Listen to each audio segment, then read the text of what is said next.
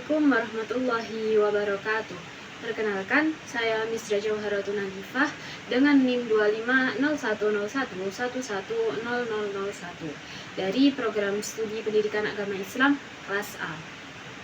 Di sini saya akan menjelaskan mengenai teori kedatangan Islam ke Nusantara. Sebelum membahas teori-teori tersebut, dapat kita ketahui bahwasanya Indonesia itu merupakan wilayah yang letaknya cukup strategis. Wilayah Indonesia ini dilalui oleh jalur perdagangan internasional, di mana secara otomatis banyak pedagang dari Timur Tengah, dari India maupun dari Cina yang melewati Indonesia ketika mereka berdagang. Nah, pedagang-pedagang tersebut sebagian besar sudah memeluk Islam. Jadi secara tidak langsung pedagang tersebut berperan penting dalam menyebarkan kebudayaan dan agama Islam di Nusantara.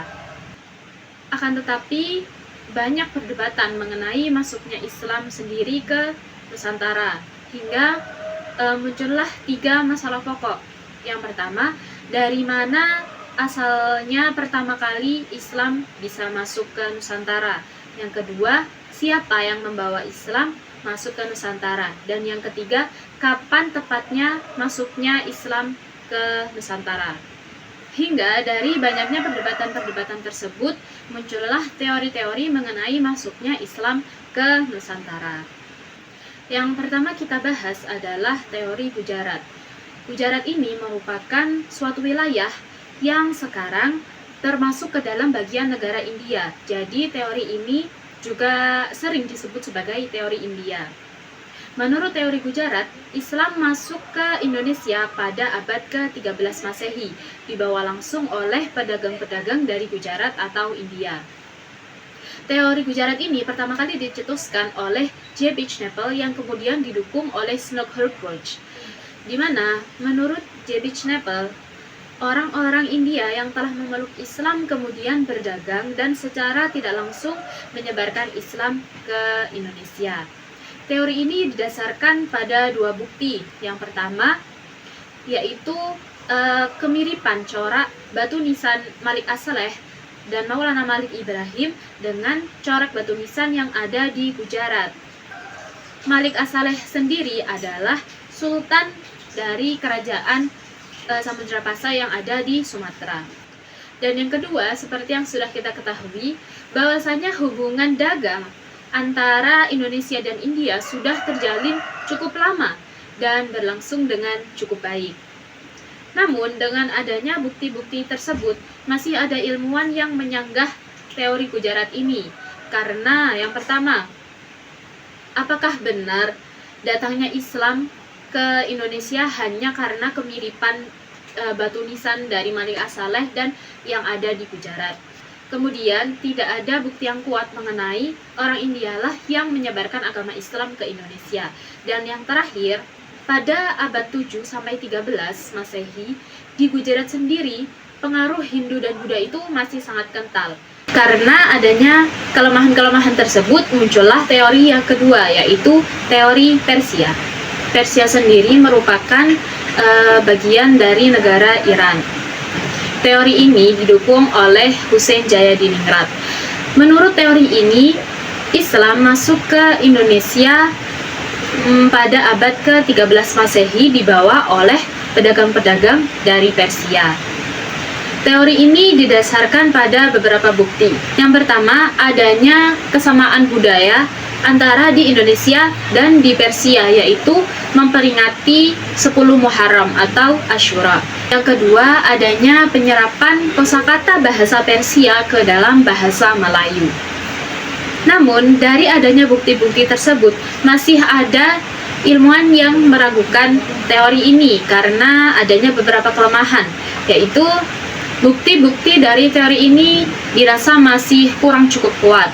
Kemudian Persia juga bukan merupakan pusat Islam, dan jumlah pedagang dari Persia itu jumlahnya juga tidak seberapa, masih kalah jumlah dengan pedagang-pedagang dari India, dari Arab, dan dari Cina.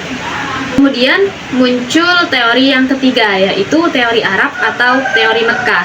Teori ini pertama kali dicetuskan oleh Sir Thomas Arnold yang kemudian didukung oleh Profesor Buya Hamka.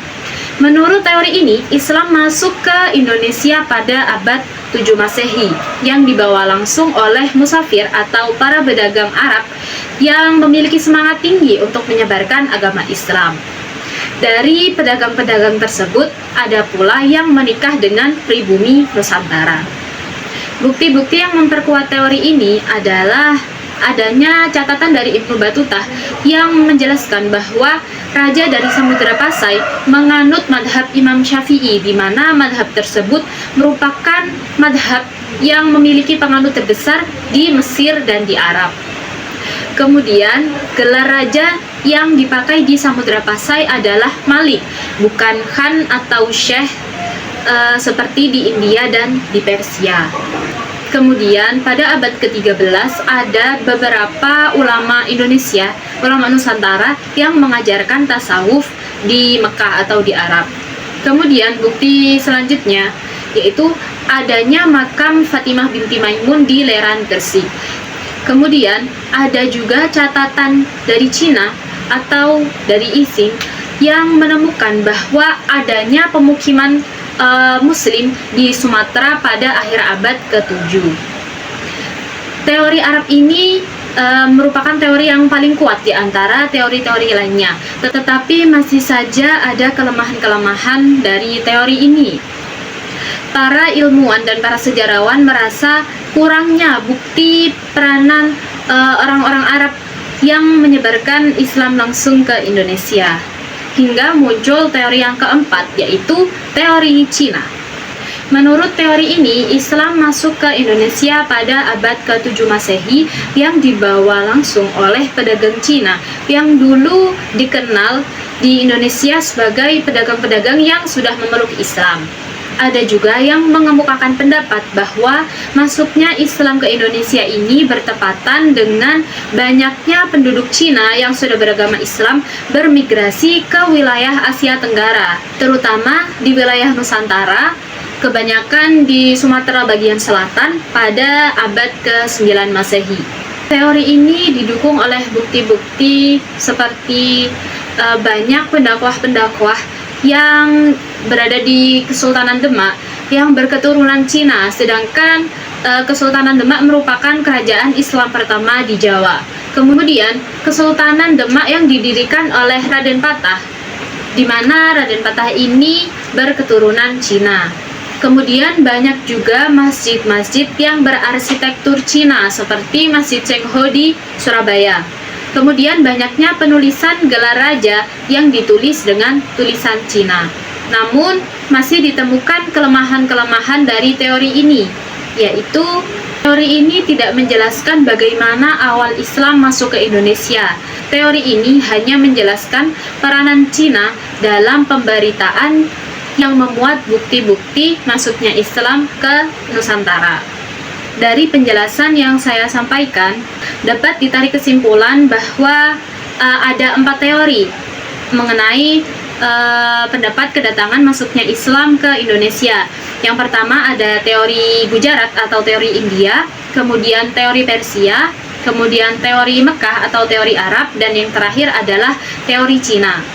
Meskipun banyak bukti-bukti yang dicantumkan, tetapi dari masing-masing teori tersebut masih ada kelemahan-kelemahan yang dipunya. Jadi masih banyak yang perlu dilakukan untuk mencari fakta dan bukti bangsa mana yang pertama kali menyebarkan Islam ke Indonesia. Mungkin cukup sekian yang dapat saya sampaikan. Mohon maaf apabila ada banyak kekurangan dan terima kasih. Wassalamualaikum warahmatullahi wabarakatuh.